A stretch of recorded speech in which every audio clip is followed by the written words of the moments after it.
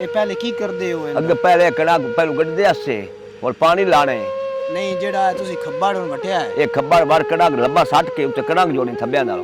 वो बन्नना बांध के पहले इंदा तरीका की है इदा बन्नण दा जोड़ा बनावण दा खब्बार वठने आ पहले मतलब कि नु चांदे हो तुसी हां चाक भया पानी विच भे के मोड़ नु सकतरा गाले ताल जोड़ के आधा घंटा या घंटा भे के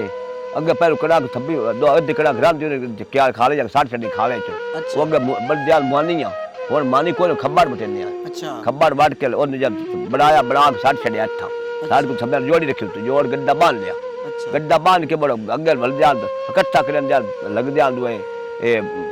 बन जाल थड़े लेन दिया अच्छा हां थड़े बड़ा के ला के ते वो बड़ा के मोड़ो नु समझे खिलारदा दमी खिलार छड़ना खिलार के वो ट्रेंगली दा खिलार के और फले बने दिया लकुते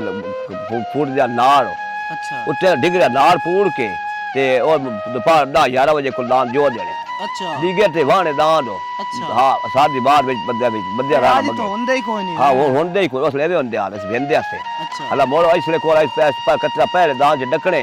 और डाक के मोड़े कड़ा गाय गई मोड़ो इकट्ठी कर के धरा बना छड़ना अच्छा जे राय गई धमनी मोड़ उठया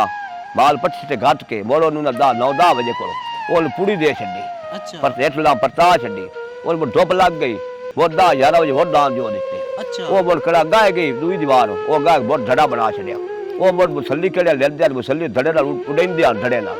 अच्छा वो भो एक मणे दाने एक मणे हो जाने अच्छा बोलो बोल